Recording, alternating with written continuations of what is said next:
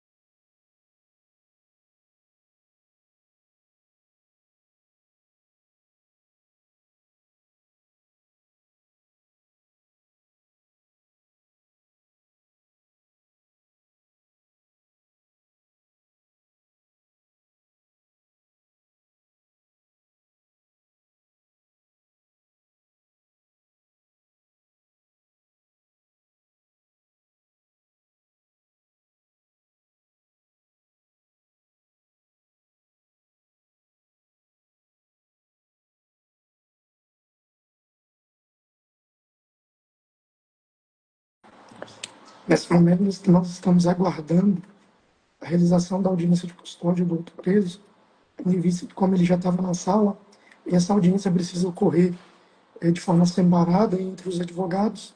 Nós estamos aguardando, questão de 2 minutos, e nós estaremos ao vivo realizando sustentação oral, acusação de tráfico de drogas,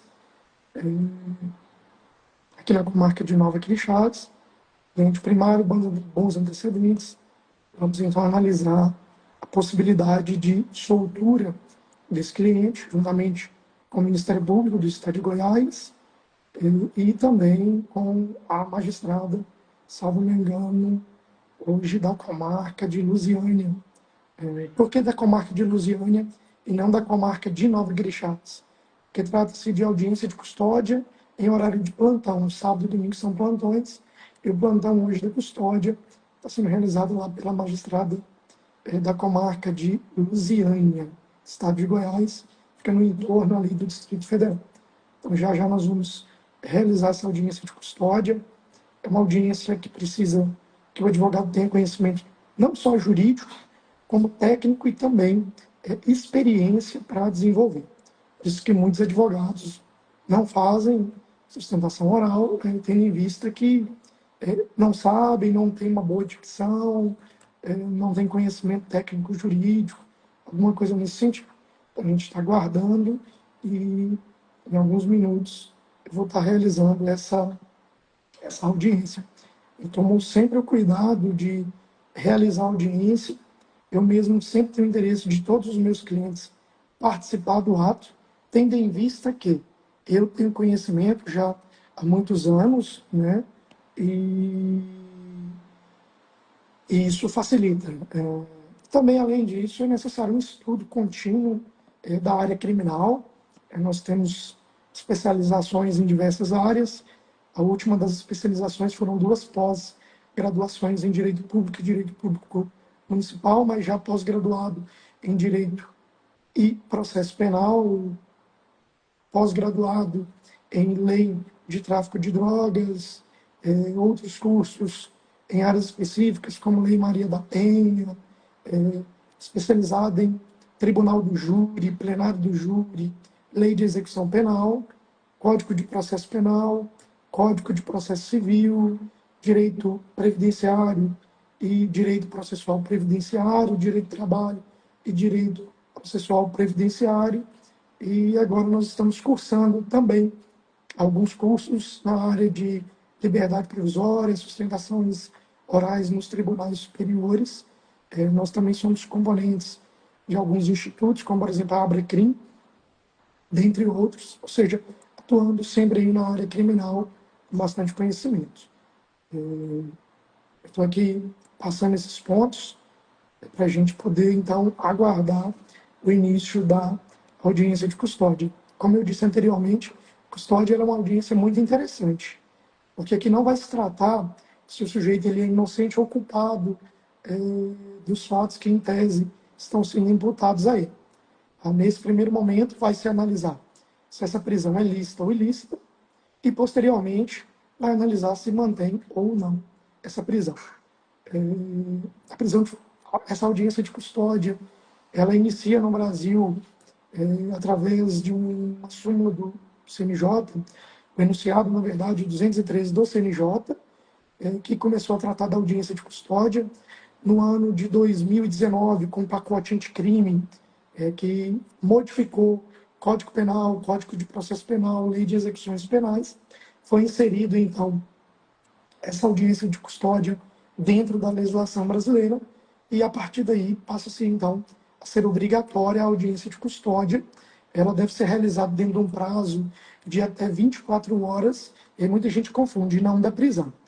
Uma vez preso, o delegado tem até 24 horas para realizar o procedimento, realizado encaminha para o Poder Judiciário. Aí sim o Poder Judiciário tem um prazo de até 24 horas para realizar essa audiência. Nesse caso aqui, o procedimento finalizou em volta de 9h40 de ontem, ou seja, já teria passado as 24 horas. Porém, o Supremo Tribunal Federal, o STJ, Tribunal de Justiça de Goiás e outros tribunais pelo país entendem que esses meros atrasos não são suficientes para tornar o ato ilegal. Então, diante desses fatos, nós vamos realizar e nem posso, nesse momento, alegar algum tipo de ilegalidade, mesmo tendo sido superado esse prazo de 24 horas da comunicação da prisão ao juiz da custódia. Tá? Então, não cabe esse tipo de ilegalidade, ao menos por hora, ao menos nesse momento. Então, nós vamos trabalhar com outras teses jurídicas, né, inclusive com a questão de ser primário, ter bons antecedentes, não ter nenhum elemento que informe, pelo menos por hora, que se dedique à atividade criminosa, associação criminosa, organização criminosa, e também não há nenhum elemento que demonstre que ele faça do crime o seu trabalho, se é que a gente pode chamar de trabalho concreto, né? Que, na verdade, esse rapaz foi preso, ele inclusive tem profissão lícita. Então agora, pessoal, nós vamos entrar na audiência de custódia, ela vai começar. Eles já conversaram? Sim, doutora, já conversaram. Boa tarde, excelência. Boa tarde, doutor Carlos, tudo bem? A gente vai iniciar. Só coloca o doutor, o advogado João Vitor na sala de espera também, para aguardar, e depois a gente volta para as manifestações. Tá. Só um minutinho. E altera o nome do acusado. A doutora está na comarca de Lusiânia, doutora? Sim, doutor Carlos. Já advoguei bastante aí. Pronto, doutora. Pode iniciar? Sim. Recording in progress. Boa tarde, Thiago. Meu nome é Luciana, sou a juíza que vai fazer a sua audiência de custódia. Só confirma para mim, por favor, se eu já conversou com o doutor Carlos, seu advogado, antes do início da audiência. Confirma? Tiago, essa audiência, ela para analisar as circunstâncias da sua prisão, no mérito do caso concreto. O senhor tem direito de ficar em silêncio, pode permanecer em silêncio, e também o senhor, como eu já disse, o senhor estava, né, já conversou com o seu advogado. Então, eu vou fazer algumas perguntas sobre a sua vida pessoal e aí a gente vai passar para as circunstâncias da sua prisão, tá? Me diga o nome da sua mãe.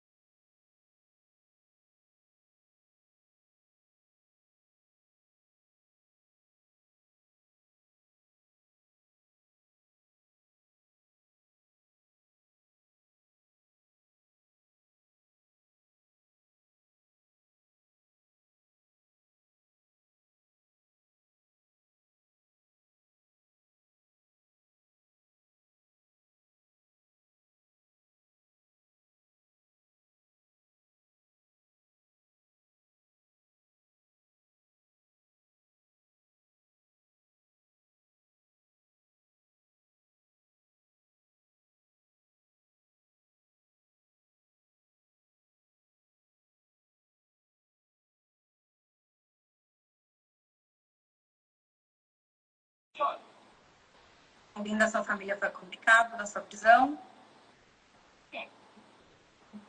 Da hora que o senhor foi preso até agora, o senhor sofreu alguma violência? Não. Doutora Claudine, alguma pergunta para ele? Sem perguntas, excelência. Doutor Carlos, alguma pergunta? Sem perguntas, excelência. Sem mais perguntas, então vou encerrar essa fase. Pode suspender a gravação. Recording stopped. Pode trazer o advogado do outro custodiado. E agora a gente vai fazer a manifestação em relação a ambos. Pode começar a gravar? Recording in progress. Doutora Claudine, por favor, a manifestação em relação às prisões. Pode trazer o outro custodiado também, Ana. Ele está lá na... Recording stopped. Eles estão no mesmo lugar, doutora. Eles estão no mesmo lugar, né? Pode deixar só o Thiago, então, não tem problema. Ah, bom. Doutora Claudine, pode. Recording in progress. Letícia Juíza, em análise das circunstâncias do caso concreto, verifica-se ser necessária a correção da prisão em flagrante e prisão preventiva, haja vista a presença de robustos indícios da materialidade da autoria do delitivo, bem como o grave risco dos flagrados apresenta a ordem pública. A prisão preventiva revela-se imprescindível no presente caso para os seguintes fundamentos. A prova da materialidade e de suficiente autoria demonstrados pelos autos de prisão flagrantes e pelos elementos colhidos até o momento, pela garantia da ordem pública evidenciada pela gravidade completa dos fatos, a natureza e a quantidade da prova apreendida, bem como pela atuação em grupo caracterizando a associação para periculosidade dos autuados, reforçados pelo modo operante da conduta e pela suspeita de reiteração delitiva. À luz do exposto, o Ministério Público manifesta-se pela homologação da prisão flagrante, eis que não está inválida de qualquer ilegalidade, bem como pela conversão da prisão flagrante Tiago Freitas e João Victor, nos termos previstos pelos artigos 312 e 313 do Código de Processo Penal. Vitor, pode se manifestar pela defesa do João Vitor. Senhor juiz, tendo visto o auto de prisão flagrante, basta salientar que, embora tenha sido apreendida a droga na casa de João Vitor, em nenhum momento houve o cometimento de qualquer outra fase. Tendo visto o crime ser repugnante, observa-se que não houve violência ou grave ameaça para a consumação do crime. Tendo em vista o custodiado ter bons antecedentes, ou seja, não tem nenhuma sentença transitada em julgado, não há residência específica, e ter residência fixa, inclusive falando em audiência que a esposa está grávida de um filho dele, a defesa requer que seja concedida liberdade provisória sem arbitramento da fiança, por ser medida da mais mínima justiça. Caso Vossa Excelência não entenda apenas pela concessão da liberdade provisória, que aplique medidas cautelares diversas da prisão conforme o artigo 319. Tendo em vista ser a medida descarceradora ser aplicada no momento. É o que se requer a defesa de João Vitor, senhores. Doutor Carlos. Excelência, boa tarde novamente. O indiciado Tiago foi preso em flagrante delito na madrugada de 24 de 5 de 2025, supostamente pela prática do crime de tráfico de drogas e associação para o tráfico. Consta ainda no inquérito policial, auto de prisão em flagrante, direção perigosa. Inicialmente, quanto à legalidade da prisão, eu deixo de manifestar, tendo em vista que eu acompanhei todo o procedimento policial e não vislumbro, pela defesa de Tiago, nenhum tipo de ilegalidade ou de mácula. Feitas essas ponderações quanto à segregação cautelar do apreendido Tiago, eu vejo ela desnecessária. Isso porque trata-se de pessoa primária, ele é portador, excelência, de bons antecedentes. Isso pode ser observado da movimentação 4 do inquérito policial, onde tanto no CAC, quanto no CEU, ou no Banco Nacional de Mandados de Prisão, não consta nada em desfavor de Tiago. Além disso, Tiago ele tem profissão, lista, trabalha como auxiliar de mecânico lá na oficina Gontijo Auto Center desde 26 de agosto de 2022. Além disso, os crimes supostamente praticados, tráfico e associação, foram, em tese, praticados sem violência ou grave ameaça, e em que pese o crime ter pena mínima superior a 4 anos, isso por si só não pode proibir a liberdade do indiciado. Além disso, ele não é reincidente em crime doloso, por isso, né, não deve ser convertida a prisão em flagrante em preventiva nos termos do artigo 313, inciso 2 do Código de Processo Penal. Além disso, Excelência, a gravidade imputada, em que pese a alegação do Ministério Público de ter sido uma gravidade inconcreta, pelo contrário, trata-se de gravidade em abstrato, inerente ao próprio tipo penal, como ocorre, por exemplo, no homicídio e em outros crimes de extrema gravidade. Então, essa gravidade ela não é concreta, ela é uma gravidade abstrata. Tanto é, Excelência, que o Tribunal de Justiça de Goiás, em diversas decisões, e aqui eu peço vênia para citar o habeas corpus 579-69, dígito 19 de 2023, de relatoria do desembargador Aureliano Albuquerque Amorim, da Terceira Câmara Criminal, que estabelece o seguinte: habeas corpus, tráfico de drogas, associação ao tráfico, prisão preventiva, predicados pessoais, medidas cautelares alternativas. Mostra-se desproporcional a segregação provisória diante das circunstâncias e condições pessoais do paciente primário, sem antecedentes criminais, trabalho lícito e residência fixa. Tem-se por suficiente e adequado a aplicação de medidas cautelares, excelência, diversas da prisão. Além disso, sem querer, excelência, adentrar ao mérito, mas é importante destacar, até para análise desse pedido de liberdade do senhor Tiago, que tanto o condutor da viatura, o soldado Fábio Jesus, como também o soldado o policial militar João Moleto, ambos narram que o senhor Tiago, que com ele foram encontrados 7 papelotes, conhecidos popularmente como cocaína, mas que o Tiago, ele colabora, inclusive, com a investigação. Tanto é que o senhor Tiago, que narra onde que estaria a droga e de quem ele teria pego essa droga, que seria do senhor João Vitor. Né? E lá na casa do senhor João Vitor, então, foram encontrados 34 papelotes de cocaína. Diante dessas ponderações, excelência, a defesa de Tiago permeia que seja concedida a liberdade, expedido o alvará de soltura, e caso Vossa Excelência entenda que seja necessário, que seja aplicada uma das medidas cautelares diversas da prisão. É o que se requer, Excelência. Certo. Eu vou decidir de forma fundamentada em ato, motivo pelo qual encerro a audiência de custódia, pode Recording encerrar a stopped. gravação. Doutores, eu daqui a pouco já publico a ata, tá? Obrigada, boa tarde. Tá ok, obrigado, Excelência. Boa tarde. Tiago, pode pedir para te levarem, daqui a pouco você será limpado. Então, nós fizemos aqui agora a audiência de custódia, nós estamos aguardando a juíza proferir a decisão. Eu creio que ela não tenha proferido a decisão, tendo em vista que, pelo que eu vi, a decisão ela já estava pronta para converter a prisão em flagrante em preventiva dos 2 indiciados. Mas nós fizemos aqui uma sustentação longa, bem fundamentada, e nós vamos aguardar para ver qual será, né, a decisão a ser permeada pela magistrada que realizou a audiência de custódia, a juíza lá da comarca de Lusiânia, que fica no entorno do Distrito Federal. Assim que sair, a gente publica. Grande abraço.